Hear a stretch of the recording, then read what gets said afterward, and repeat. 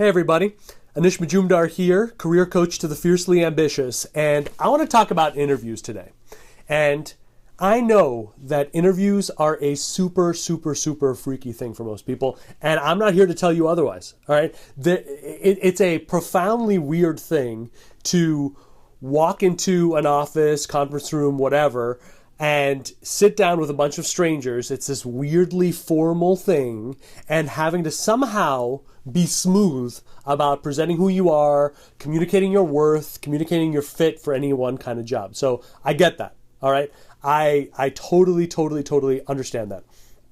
So I'm not here to tell you don't be weirded out by it. I'm not here to tell you don't be freaked out by it. But I am here to tell you this. If you're worried, going into these interviews about having to talk yourself up and having to somehow, present and be stronger and somehow be polished, I don't want you to make the mistake that 99% of people do out there, which is, hey, I want to show them that I'm determined or I'm skilled, so I'm just going to tell them, hey, one of the things you should know about me is I'm really determined, I'm skilled. When you talk about yourself in that way, it's never effective. It never really works. And that's what trips people up. That's what really is to blame for much of the anxiety we feel, because it's very artificial. Like if I go up to someone and I'm like, I just want you to know, I am a hell of a career coach, okay? I am really fantastic. How believable is that? It just sounds like you're bragging. So here's what I want you to think about. I don't want you to think about telling, which is what that is. I'm telling you I'm a great career coach. I'm telling you I've got great project management skills. I'm telling you, I'm a great doctor. I've got great surgical skills, whatever. I want you to think about showing. And the difference between telling and showing is the difference in most cases between an interview and one where employers are like, get that person back in there. I think we found our one. So what does that mean? I want you to think not about telling people your skills, but about sharing a story that is going to allow someone to draw that conclusion. Here's what I mean. I could tell you that when it comes to my work, I am going to bust my butt like nobody else. Like, I don't care about limitations. I don't care about the way that it's been done. I don't care about the way we've always done it. I don't care about rules. I don't care about regulations. I am all about effect. I am all about making it happen, right? But that's not that effective, right? Rather than doing that, rather than telling, how about this? When I was just starting out as a journalist, I had to pitch myself to editors, for magazines, newspapers, all of that stuff. And after weeks of cold pitching, there was one editor who got back to me and said, Anish, absolutely, you are perfect.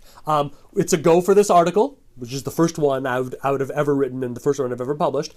But before we do that, just could you just do me a favor? Just send me a couple of clips, which is, journalist lingo for published articles that you've done prior, and it'll just give me a nice taste of what you've done. And, that's the only thing that we need. Well, big problem. I've never published anything at that point, right? So I could have just said bowed out. I could have just spent years out in the wilds doing that, let an opportunity go, but that's not who I am.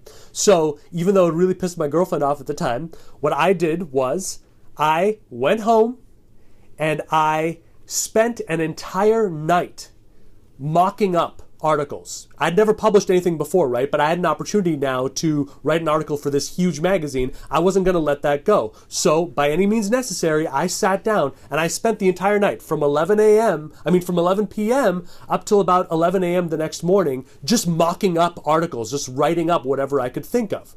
Why? Because I wanted to impress this editor, because I wanted to give him something, and because even though I didn't have anything published to show for it, I wanted to give him something, some kind of value that would let him say, okay, this guy's credible. So that's what I did. I sent it over. He looked it over. He assumed that they were published articles, and I got the gig. That was my very first article that I had ever published, And so what's my point here? My point is this.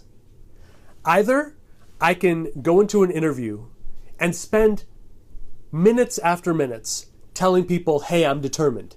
Hey, I am going to do whatever it takes. Or I can share this story about being a journalist, about doing whatever it takes, about writing whatever article I had to do to establish credibility and get the thing. And that is going to allow someone who hears that story to draw the conclusion, okay, this guy is going to do whatever it takes. This guy is not going to be hamstrung by existing limitations. And here, that's the key of a great story. See, instead of telling people, if you share a story, you're essentially having someone tell themselves the story. They are piecing it together that, hey, this guy's really determined. They're the ones who are piecing together the fact that, hey, this person has that quality. And now you've got them. Now it's in a way more effective way to do it. So what I want you to think about before you go into your next job interview or high stakes meeting or presentation or whatever it is, I want you to think about, what are some stories that I can share? What are some stories that are going to show people what I'm about instead of telling people what I'm about? So if I really want to show people determination, that's a story, right? If you really want to show people that you're incredible at taking a project from just an idea in someone's mind and just doing all of the things necessary to make it a reality in this world, think about a story from your life. Think about a story from your career and practice that story, beginning, middle, and end, right? Rehearse it, record it, have that story in your back pocket, and then go into the interview and share that story. And you're going to tell people, you're going to implant the idea in their minds that you're someone who can do that. And it's infinitely more effective to go about doing it that way. So I'm going to share one more story with you. That's my big point here. Okay, this is my big spiel, is if you want to do one thing differently today, okay, one thing that is going to transform how effective you are in interviews, it's to share a story instead of just telling people what you're about. And the more great stories that you can bring into it, the more effective it's going to be. I'm going to leave you with one more thing, okay? The one thing I always tell the clients that I work with, okay, is come in with some great stories, right? Come in with some great, what I call core stories. Here is one more hack, all right? If you're going to come in there with, let's say, 4 stories, make 3 of them professional, make 1 of them personal.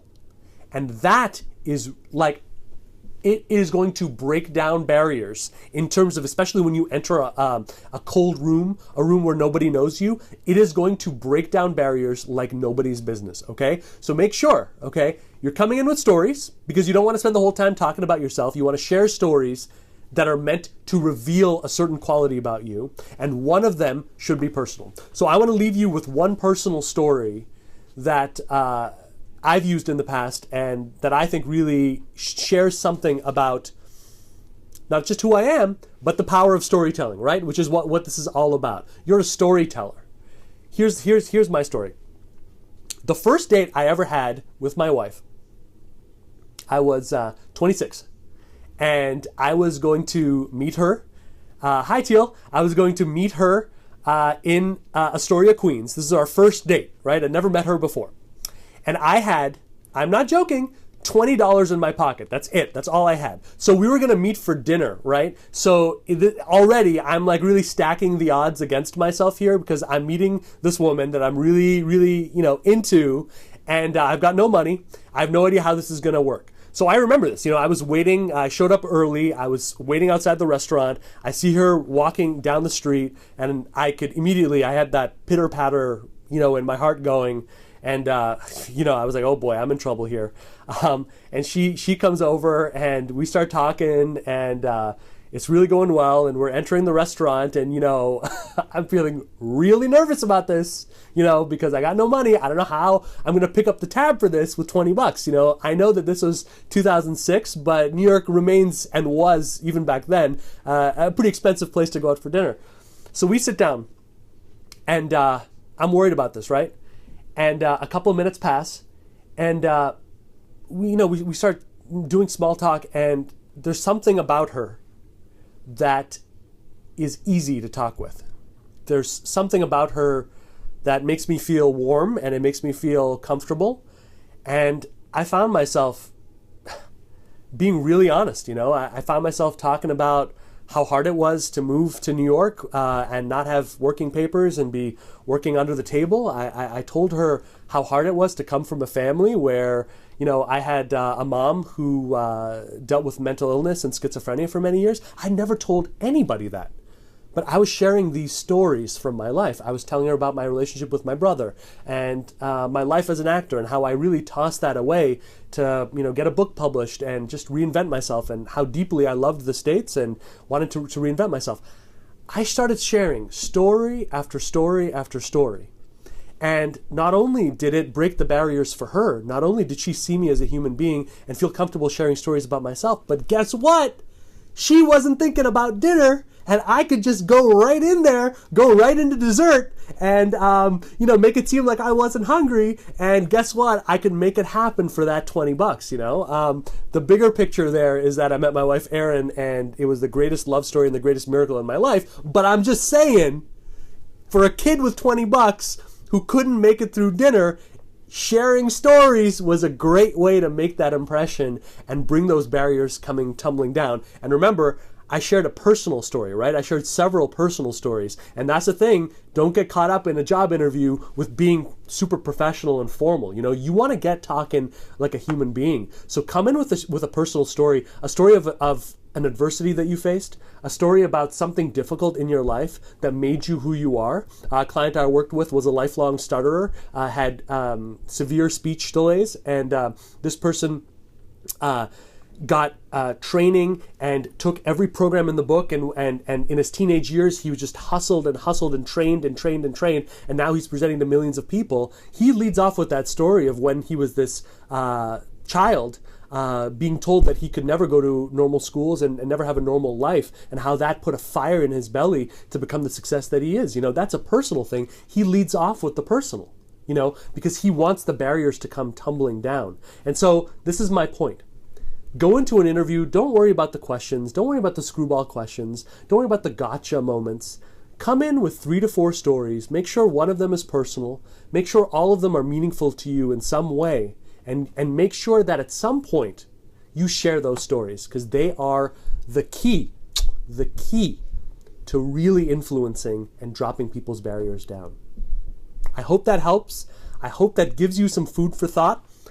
I really, really, really appreciate you guys jumping on here to this Facebook Live video chat and hopping on board with me. Just know, every Tuesday and Thursday, 4 p.m. Eastern Time, I am on Facebook giving you some information, giving you some tips, giving you something that's going to help you get to that next level in your career, because that's all I care about. All I care about are individuals. I'm not a company man, all right? I'm not a recruiter. I'm not HR. I'm just someone who believes that you can make and do whatever you set your mind to, and I'm going to give you the tools to make that happen. So if you've got questions about the job search, about your career, about interviewing, about your resume, about LinkedIn, come in, all right? Come in Tuesdays and Thursdays. Hop onto this video chat. Let me know what's going on. I would be glad to answer in real time and give you some great tips. Thank you guys so much. I'll talk to you soon. If you like that video, I encourage you to hit subscribe to get other expert tips and strategies that will take your career further.